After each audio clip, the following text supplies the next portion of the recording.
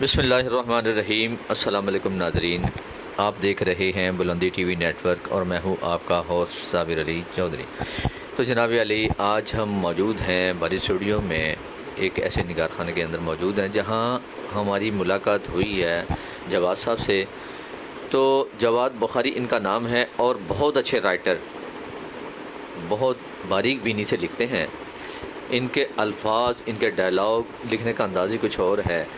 تو اب ملتے ہیں ان سے اور پوچھتے ہیں آیا آپ نے یہ شعبہ کس طرح اختیار کیا، کس کو دیکھ کے آپ کو یہ لگن ہوئی، کتنا ایک جنون ہے آپ کے اندر کہانی لکھنے کا۔ انہوں نے شارٹ مووی بھی لکھی ہے، آن ایئر بھی ہو گئی ہے، اور ابھی نسیم حیدر شاہ صاحب کی فلم کر رہے ہیں، اس کی کہانی پہ کام ان کا چل رہا ہے۔ تو ماشاءاللہ سننے میں آیا ہے کہ بہت اچھے ڈائلاگ، بہت اچھا اس کا سین فلمانے میں ان کی ایک مہارت ہے، ان کا ایک ذہن ہے۔ تو ملتے ہیں جواد صاحب سے، پھر پوچھتے ہیں آیا یہ کیا لگن ہے آپ کی۔ السلام علیکم جی وعلیکم السلام۔ جواد صاحب، کیا حال ہے؟ ٹھیک ہے؟ جی اللہ تعالیٰ کا شکر۔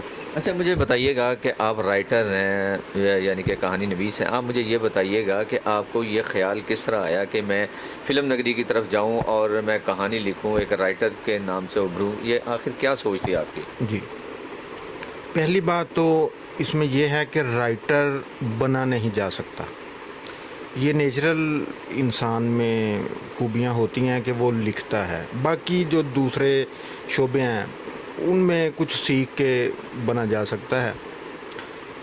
رائٹر نیچرلی ہوتا ہے، وہ کچھ زمانہ اس کو پالش کر سکتا ہے۔ میرے ساتھ یہ ہے کہ میں بچپن سے ہی لکھتا تھا، لکھنا کاغذ پہ اور رکھ لینا، اس وقت ڈر کہ کسی کو سناؤں گا کوئی چرا نہ لے، ٹوٹا پھوٹا۔ تو جوں جوں عمر بڑھی، مجھے معاشرے کا، زمانے کا پتہ چلا، میں نے اخباروں میں لکھا، نیا اخبار میں لکھتا رہا ہوں، پھر اخبار جہاں کے لیے نہیں تو نئے اخبار میں کوئی کالم وغیرہ لکھتے تھے؟ نہیں، اس وقت میں پوئٹری اس میں کرتا تھا، ٹھیک ہے۔ نیا اخبار میں۔ وہ سٹارٹنگ میرا پوئٹری سے ہے۔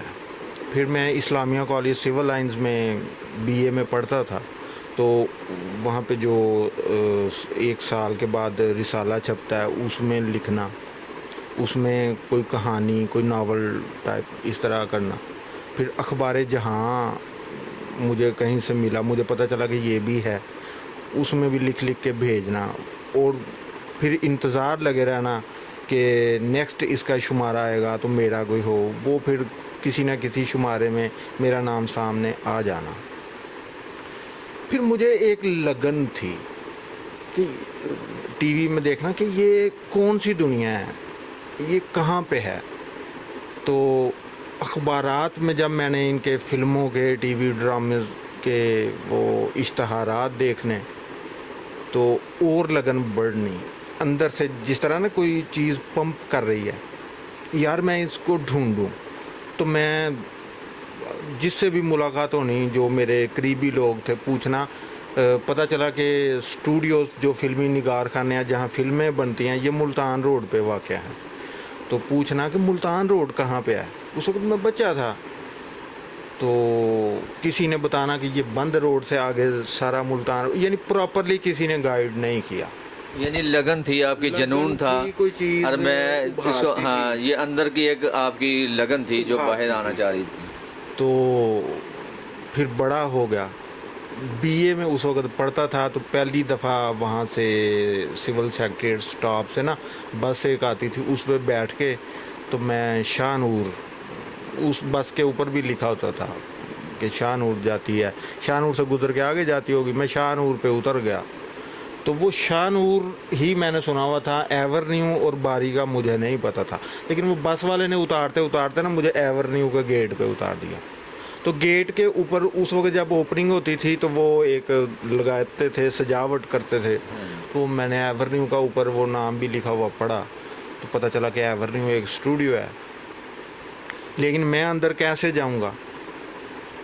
میں تو اندر نہیں جا سکتا، نہ میں نے جرت کی، مجھے میرا کوئی ہے نہیں ادھر، میں واپس چلا گیا۔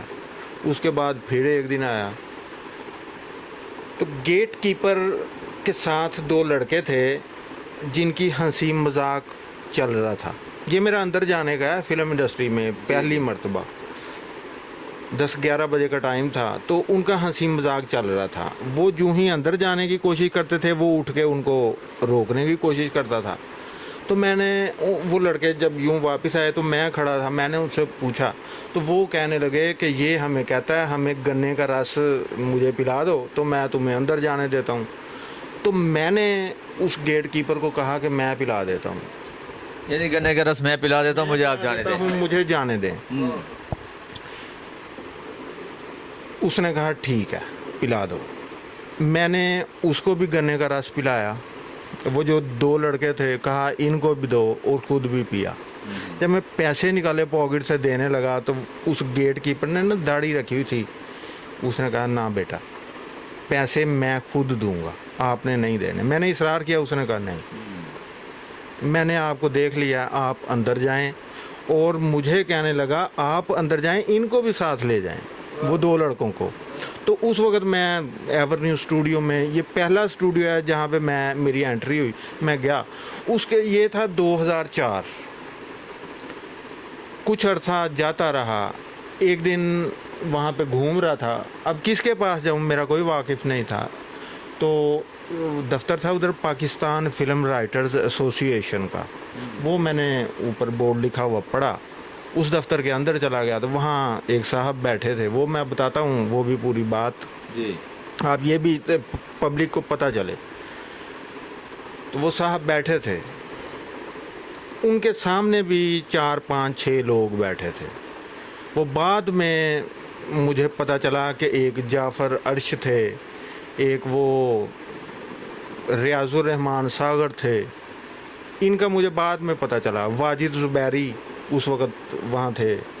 تو وہ جو صاحب مین چیئر پہ بیٹھے تھے رشید ساجد صاحب, میں نے جب وہ باتیں کر رہے تھے سب, میں نے کہا کہ میں لکھتا ہوں. جب میں نے اتنا لفظ بولا تو ان لوگوں کا دیکھیں اصول کیا ہے, ان میں کیا تمیز ہے, وہ سب چپ کر گئے, سب چپ کر گئے.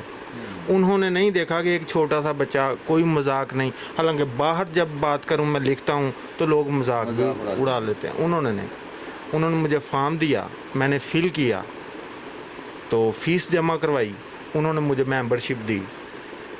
اس کے بعد نا میں نے رشید ساجد صاحب سے پوچھا تو انہوں نے کہا ہماری کمیٹی کی جب میٹنگ ہوئی تو سب نے کہا تھا کہ دیں آپ ان کو ممبرشپ. اور وہاں پہ اس کالم میں یہ لکھا کہ میں فلمیں لکھنے کی مشق کر رہا ہوں, کیونکہ میری کوئی نہیں آئی تھی. تو جناب بس پھر میں ادھر آتا رہا. اور اسٹوڈیو کے جو مینیجر صاحب ہیں اس وقت بھی تھے, پھر زید زلفی صاحب پچھلے دنوں تھے.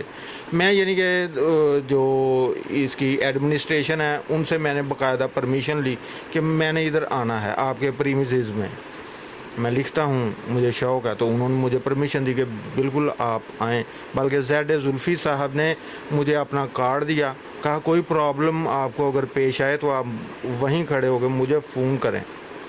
تو نسیم حیدر شاہ صاحب کے پاس میں آیا باری اسٹوڈیو میں, تو میں ایک ہی فکرہ کہوں گا کہ ان جیسا آدمی میں نے نہیں دیکھا.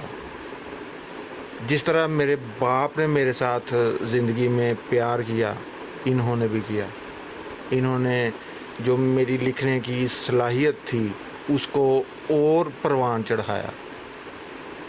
اور ان کی نیکسٹ ایک کمنگ فلم ہے, اس کا نام میں تو ڈسکلوز نہیں کر سکتا. وہ پراپرلی جب اس کی اوپننگ ہوگی تو وہ اس کی کہانی, اس کے اسکرپٹ, ڈائلاگز سب میں لکھ رہا ہوں. تو یہ نصیب صاحب کی جو فلم لکھ رہے ہیں, آخر رائٹر جو ہوتا ہے نا اس کو تھیم کا پتہ ہوتا ہے کہ یہ میں ڈائلاگ جو لکھ رہا ہوں اس کی کیا تھیم ہوگی, یہ کون سا ہٹ ہوگا, یہ کون سا الفاظ ایسا فکرہ جو ہے نا. اور رائٹر تو پردہ اسکرین کے پیچھے ہوتا ہے لیکن نام اس کا چلتا ہے. تو اب کوئی بھی ڈائلاگ ایسا ہٹ ہوتا ہے نا تو ہٹ تو ہیرو ہو گیا, ٹھیک ہے, جس پہ یہ فلمایا گیا, یا ویلن ہو گیا جس پہ یہ فلمایا گیا. تو لیکن یہی چیز دیکھتے ہوئے رائٹر کی جو ہے نا ایک جان میں جان آ جاتی ہے کہ یار یہ میں نے لکھا تھا، کیا خوب نبھایا اس نے. جی تو یہ آپ کی جو لگن ہے انشاءاللہ امید ہے الحمدللہ کہ آپ کی جو محنت لگن یہ رائے گا نہیں جائے گی، اور آپ کا جنون دیکھتے ہوئے پتہ چلا ہے کہ آپ کچھ کرنے والے ہیں. تو انشاءاللہ اللہ تعالیٰ اسی طرح آپ کو گامزن رکھے اور رواں دواں رہیں، اور اللہ تعالیٰ آپ کو بلندیوں تک لے کے جائے. کیونکہ نسیم حیدر شاہ صاحب نے نا کافی لوگوں کو پروموٹ کیا ہے. جی جی اس میں آپ بھی ماشاءاللہ سر جی فہرست آگے جی ہیں.